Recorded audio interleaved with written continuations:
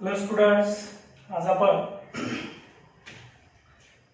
Pollinating agent संदर्भातली माहिती घ्यायची आहे. लास्ट लेक्चरला आपण पॉलिनेशनचे मेन दोन टाइप्स आपण बघितले. Self pollination, cross pollination. एकाच प्लांट वरती जे पॉलिनेशन होतं याला म्हटलं पॉलिनेशन. दोन वेगवेगळ्या प्लांट मध्ये होतं याला आपण म्हटलं होतं क्रॉस पॉलिनेशन. सेल्फ पॉलिनेशनचे आपण दोन टाइप्स पाहिले होते. फुलातील फुलामध्ये होतं त्याला आपण म्हणतो ॲटोगॅमी, आणि त्याच प्लांट वरती पण शेजारच्या फुलाशी होतं याला आपण म्हटलं होतं झिटोनोगॅमी. आणि क्रॉस पॉलिनेशन हे दोन प्लांट मध्ये असतं पण त्या दोघांची जात सेम असेल, स्पेसिस सेम असेल तर त्याला आपण म्हटलं होतं झेनोगॅमी किंवा ॲलोगॅमी. सगळे त्याचे आपण टाइप्स, वैशिष्ट्य, एक्झाम्पल पाहिले होते. आता आपल्याला जर का क्रॉस पॉलिनेशन व्हायचं असेल तर मात्र आपल्याला एजंटची गरज भासते. कारण जे पोलन ग्रेन असतात ते स्वतःहून हालचाल करत नाहीत, म्हणजे आपल्याला एजंटची गरज आहे. आणि ते एजंट्स कोणकोणते आहेत हे आज आपण पाहणार आहे. तर बघूया आपण पॉलिनेटिंग एजंट्स म्हणजे काय असतं. खरं तर याची नावामध्येच व्याख्या आहे. पॉलिनेशन घडवून आणणारे पदार्थ असतात. पॉलिनेशन घडवून आणणारे जे एजंट असतात. So agent which causes pollination are called as pollinating agents. So agents which causes pollination.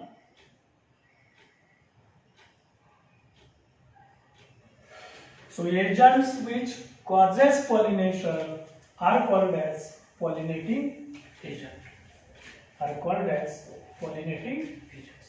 त्याचं मेन फंक्शन आहे पॉलिनेशन घडवून आणणे. आता पॉलिनेशन घडवून आणण्यासाठी जे एजंट असतात ते मुख्य दोन प्रकारचे असतात. Main two types. आता हे दोन टाइप्स कोणकोणते आहेत तर याचा एक पहिला टाइप आहे बायोटिक एजंट्स. आणि दुसरा टाइप आहे बायोटिक एजंट्स. सांगा कोणकोणते दोन टाइप्स आहेत. एक बायोटिक एजंट, दुसरा बायोटिक एजंट. ओके, या नावामध्येच व्याख्या आहे. बायोटिक या शब्दाचा अर्थ आहे लिव्हिंग. या शब्दाचा अर्थ आहे नॉन लिव्हिंग.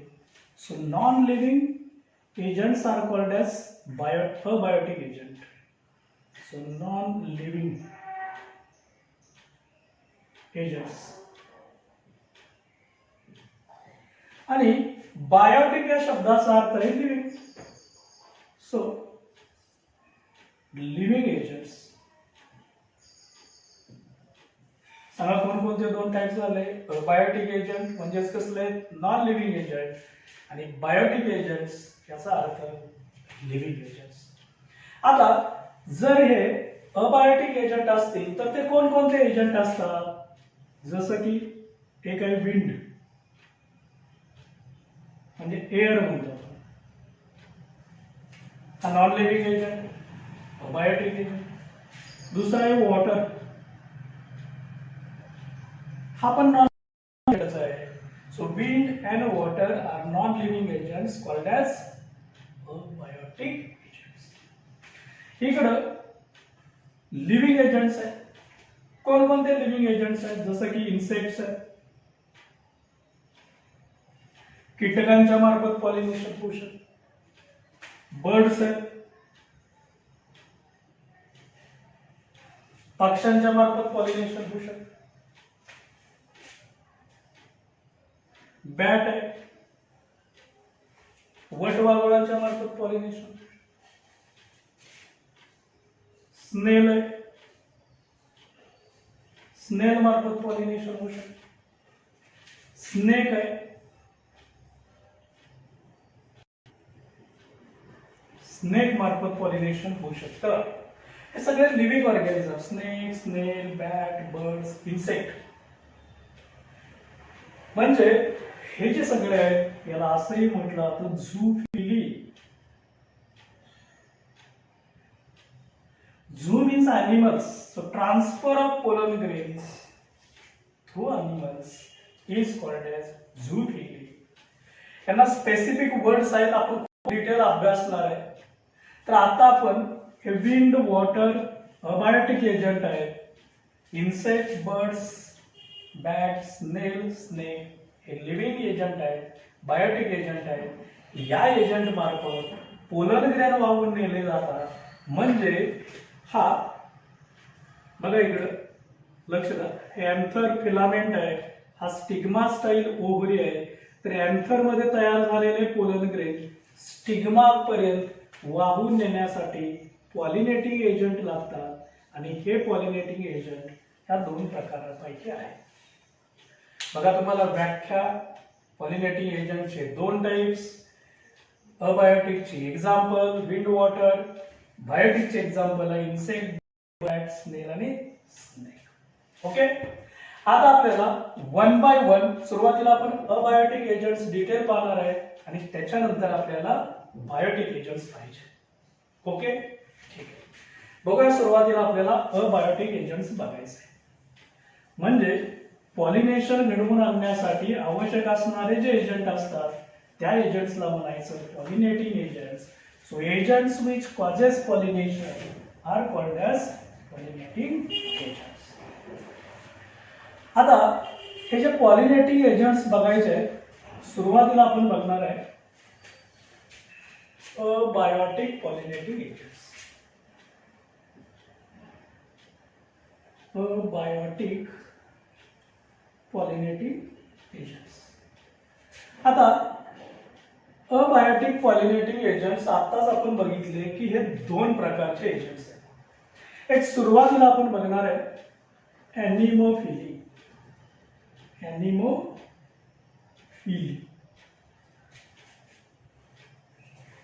ॲनिमोफिली. बघूया आपण याचा अर्थ बघूया. ॲनिमो या शब्दाचा अर्थ आहे विंड. बघा, ॲनिमो या शब्दाचा अर्थ काय आहे? विंड. आणि फिली या शब्दाचा अर्थ आहे transfer.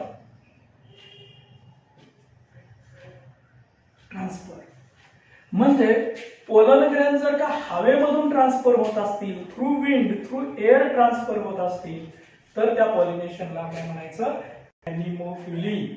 So pollination takes place through wind is called as anemophily. Pollination takes place through wind. बघा, हे विंड मार्फत पॉलिनेशन होतं. थ्रू विंड हा शब्द खूप महत्वाचा आहे, किंवा थ्रू एअर शब्द वापरला तरी चालेल. याला म्हणायचं anemophily. Okay, flowers are called as Flowers are called as Anemophilous. Anemophilous flowers. आपण एमसीक्यू आहे, ज्या फुलांच्या मध्ये हवेमार्फत पॉलिनेशन होतं, थ्रू एअर पॉलिनेशन होतं, त्या फुलांना काय म्हणायचं? Anemophilous flowers. Okay, anemophilous flowers. आता हे ॲनिमोफिलस म्हणजे हवेतून पॉलिनेशन व्हायचं होत असेल तर ते कोणकोणत्या प्लांट मध्ये होतं त्याचे आपण एक्झाम्पल्स घेऊ. फॉर एक्झाम्पल फीट आहे,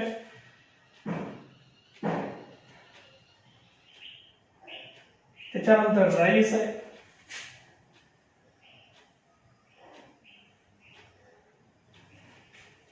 कॅनाबीज आहे,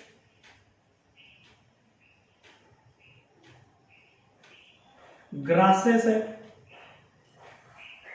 मेजॉरिटी ग्रासेस मध्ये हवेमार्फत पॉलिनेशन. पाम ट्री आहे,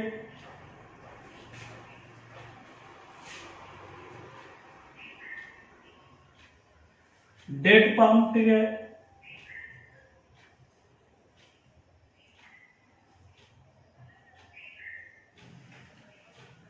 जियामेस,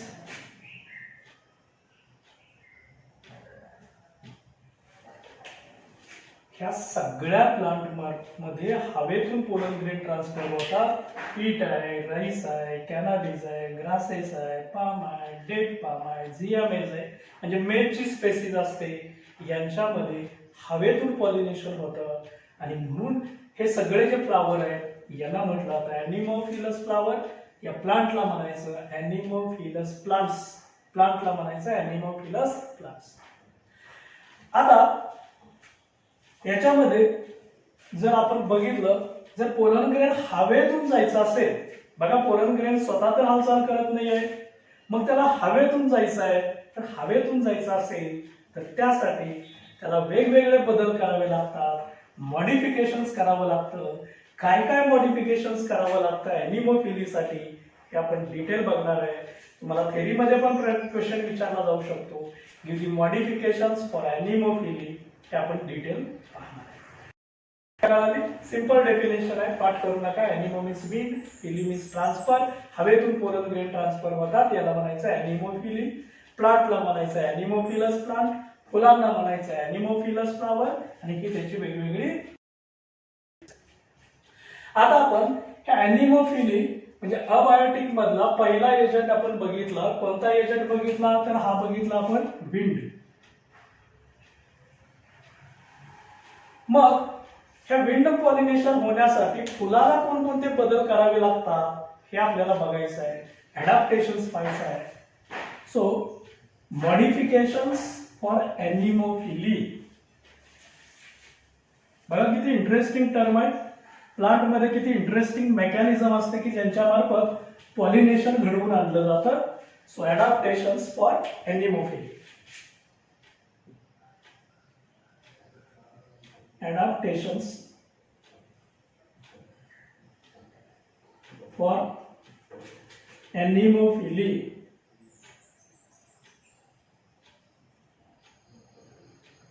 ओके. ॲडॅप्टेशन्स म्हणजे काय असतं? Modifications, changes. मॉडिफिकेशन्स म्हणजेच काय असतं? चेंजेस. कशासाठी चेंजेस आहेत? फॉर ॲनिमोफिली. फॉर ॲनिमोफिली म्हणजे हवेतून पॉलिनेशन सक्सेस होण्यासाठी काय काय बदल करावे लागतात, त्या बदलाला म्हणायचं ॲडॅप्टेशन. बघूया, सुरुवात आपण इथून करूया. फ्लावर. आता फुलाला काय काय बदल करावे लागतील तर सगळ्यात महत्वाचं, जे फ्लावर्स असतात ते स्मॉल असतात, स्मॉल साईजचे असतात, लहान साईजचे असतात. कारण जर फुलाची साईज वाढवायची असेल तर फुलाला स्वतःची एनर्जी खर्च करावी लागते. आणि इथं मात्र एनर्जी खर्च करण्याची गरज नाही, कारण जो एजंट आहे तो नॉन लिव्हिंग आहे, त्याला कोणत्याही प्रकारचे सेन्सेस नाहीये, आणि म्हणून फुल स्वतःची लहानात लहान साईज मेंटेन करतं. So flowers are smaller in size. Flowers are इनकॉन्स्पास्कस.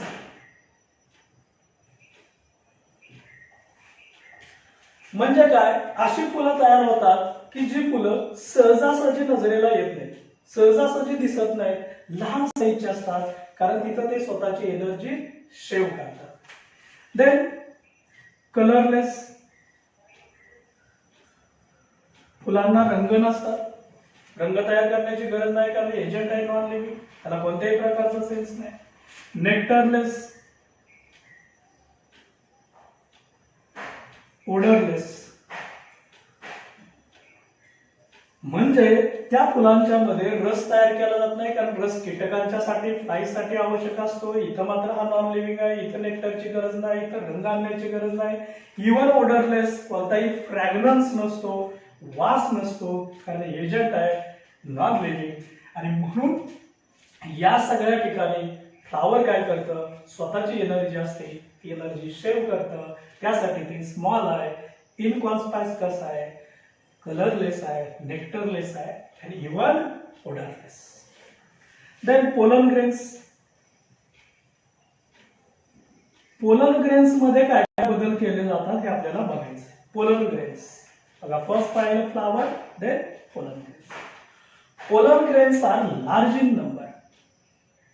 Large in number. संख्या जास्त असते. तुम्हाला ऐकून आश्चर्य होईल, समजा एक आपण एक्झाम्पल घेतलं कॅनाबिस.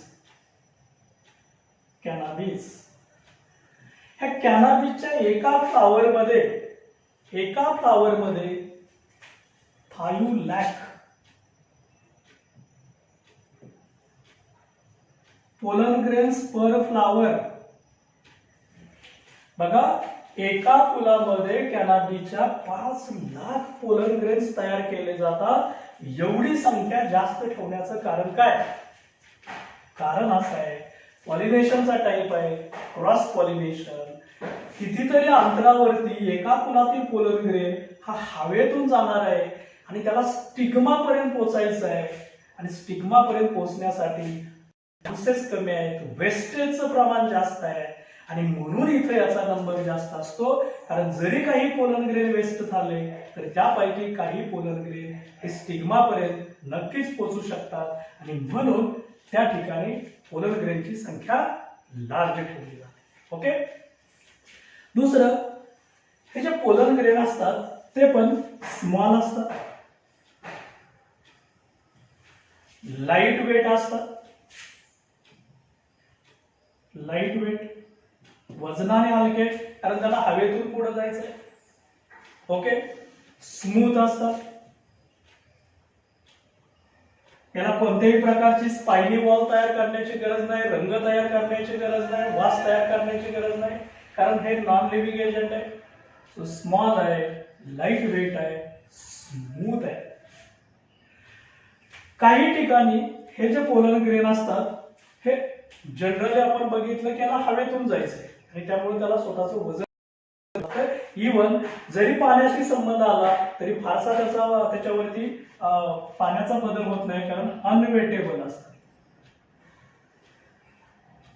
अनवेटेबल म्हणजे पाण्याचा त्याच्यावरती परिणाम होणार नाही, संख्या जास्त ठेवली जाते. अशा प्रकारचे पोलन ग्रेन तयार केले जातात. हे त्याने केलेले बदल आहे. त्याच्यानंतर अँथर साठी काय बदल केला जातो बघा. अँथर, हा जो अँथर आहे हा अँथर जनरली वर्सटाईल असतो. वर्सटाईल अँथर म्हणजे काय असतं? वर्सटाईल या शब्दाचा अर्थ असतो मुव्हेबल. जसं की आपण बघितलं बघा, समजा हा अँथर आहे, बायलोब्ड अँथर आहे आणि इथं त्याची फिलामेंट आहे. फिलामेंट अँथरला जिथं जोडली हे जे कनेक्शन असतं हे लूज असतं आणि लूज असल्यामुळं हवेमुळे अँथर हा अशा पद्धतीनं मूव्ह होऊ शकतो, हालचाल होतो आणि ते सगळे पोलन ग्रेन हे हवेमध्ये सोडले जातात. So anther becomes versatile and exposed. Exposed म्हणजे फुलाच्या बाहेरच्या बाजूला असतो की जेणेकरून हवेचा त्याच्याशी संबंध येईल. त्याच्यानंतर स्टिग्मा.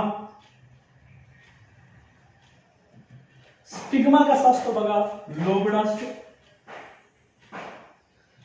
म्हणजे असं लोब तयार झालेले असतात. हा स्टिग्मा आहे, लोब्ड आहे. स्टिकी असतो,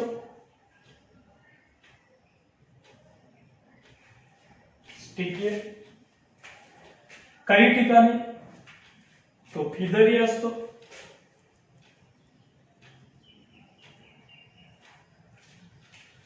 हेरी असतो, फिदर लाईक स्ट्रक्चर असतं. किंवा ब्रँचड पण असतो.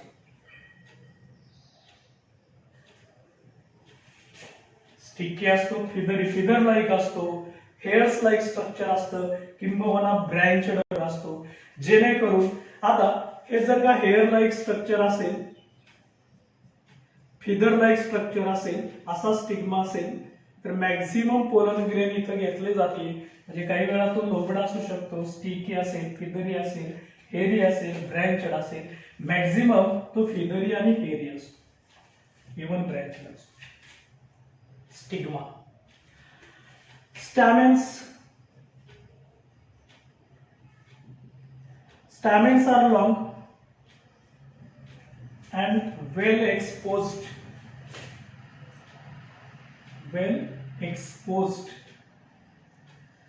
लांब असतात, फिलामेंटची लांबी जास्त असते आणि बाहेरच्या बाजूला ते जास्तीत जास्त एक्सपोज झालेले असतात, जेणेकरून पोलर ग्रेन्सला हवेतून जायचं. बघा फुलांनी केलेले बदल बघितले आपण. स्मॉल इनकॉम्पॅक्टस, कलरलेस आहे, नेक्टरलेस आहे, ओडरलेस आहे. Pollen grain large in number आहेत, स्मॉल आहेत, लाईट वेट आहेत, स्मूथ आहेत, अनवेटेबल आहेत. अँथर व्हर्सटाईल आहे, मुएबल असतो, एक्सपोज्ड असतो. स्टिग्मा लोब्ड आहे, sticky, feathery, airy, branched. Even stigma is also exposed, कारण तोही फुलाच्या बाहेरच्या बाजूला असला पाहिजे. स्टॅमेन्स लॉंग असतात, वेल एक्सपोज्ड असतात. आणि हे सगळे जे बदल केलेले आहेत, ज्या बदलांच्यामुळं पोलर ग्रेन्स हे अँथर मधून स्टिग्मा पर्यंत हवेतून जाण्याचे चान्सेस वाढतात. म्हणजेच ॲनिमोफिली पॉलिनेशन थ्रू विंड हे सक्सेस होऊ शकतं. त्यासाठी फुलाला एवढे सगळे बदल करावे लागतात आणि या बदलांना म्हणायचं मॉडिफिकेशन्स फॉर ॲडॅप्टेशन. इथं आपल्याला एक गोष्ट लक्षात ठेवावी लागेल की हवा जनरली एअर म्हणतो, हवा असेल